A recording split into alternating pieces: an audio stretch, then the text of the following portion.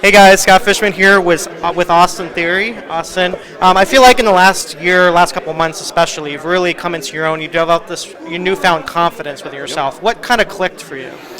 Man, I think it was that stupid briefcase.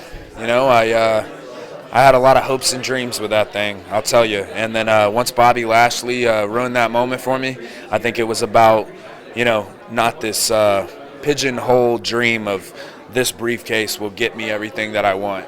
And I think realizing all that and realizing I have to change my aggression, I have to bring a different type of energy, I think it made me step up, and it put me in a way better place. And it got me a United States Championship, and it's got me in the Royal Rumble tomorrow. And all that's going to do is lead me straight to the main event of WrestleMania, where I will be holding 3 championships. You talk about the United States Championship. For many years, the United States Championship and the Intercontinental title have kind of taken a back seat, but with Roman having both main titles, this title, along with the Intercontinental title, kind of became a focal point of the show because of guys like yourself. Kind of what does that mean to you? You were a fan growing up.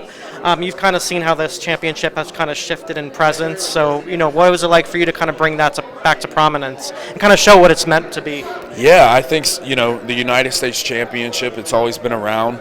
There's always been a lot of great superstars that have held it. Look at John Cena, had the open challenge with the United States Championship. But for me to get to hold it and kind of bring that, that unique value of my own to it, and also make that championship really one of the head championships and make it the statement piece for Monday Night Raw. It's a lot of pressure on me, but for me, I love that and I thrive in that. And being able to hold that title high, it means a lot. So, growing up as a WWE fan, you kind of seen the changes right now within WWE now from the outside in. Now that you're in it, what kind of do you make of the evolution of the company? Where do you think that is right now, as far as being in the prominent spot it is?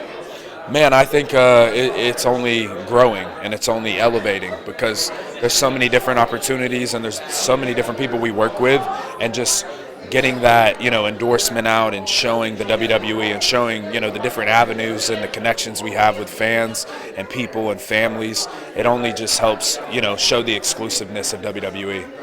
We're seeing, we saw Stephanie McMahon walk away. Just talk about what she meant to you and if you have a kind of memorable moment or interaction with her while she was there. Yeah, I mean, Stephanie McMahon, anytime I've had an interaction with her, it's been great. Very respectful and very just nice and honest, and anytime I had a question or just something I was curious about, there was always a great answer there. And I think she'll always be a part of the WWE for us, and we know at any time if we really need her back, we can have her because she's that passionate about it, and really she can do anything. When you first got to the main roster, it's a lot different than it is right now. When you first started, a lot of people are like, okay, Vince McMahon's at the helm. He sees something in him. And then when Triple H came on, there was a lot of questions, okay, what was going to happen? But you've really kind of continued to step up. So how has it been kind of seeing that backstage shift and the creative, and what kind of differences have you felt, or if you could compare the two between when you first started on the main roster to now? Yeah, I'd say it's a certain thing for me because it's almost like when I started on the main roster, I'm new, I'm fresh, I'm learning how all this works, and I've noticed kind of as I've been going, having more lenience and being given more things and more big pressure situations, and I think for the growth of that. So for me, it's almost like the creative's always been great, and I think backstage has always been good. But I think with Triple H now, and where I've grown and the position I've gotten into, him giving me, more lenience on, promos and stuff like that, and my ideas and how do I feel about certain things, and having that. And I think that just kind of comes, to be honest, with overall growth and being able to thrive in those high pressure situations. There was talk about you filming something with John Cena in Tampa. Just what can you say about that? Maybe not much, but and then also just the potential of interacting with him and working with him moving forward. Yeah. So I heard there was an interaction with me and John in Tampa, but what I can say is I did not see John Cena in Tampa. But man, everybody knows there's something there.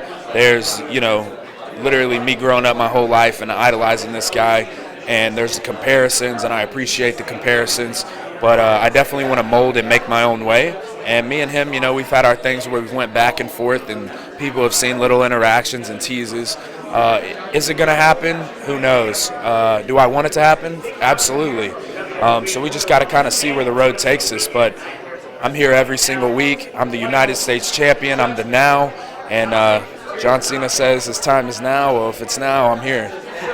Is there anything, being on the road all the time, is there anything that you like to binge watch? What are you watching right now?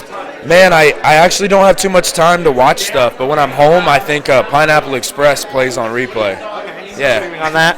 It's just funny. I think I find something funnier every time. Yeah. Is Hollywood or acting something that you're interested in doing? Absolutely, yeah. What kind of role do you see yourself in?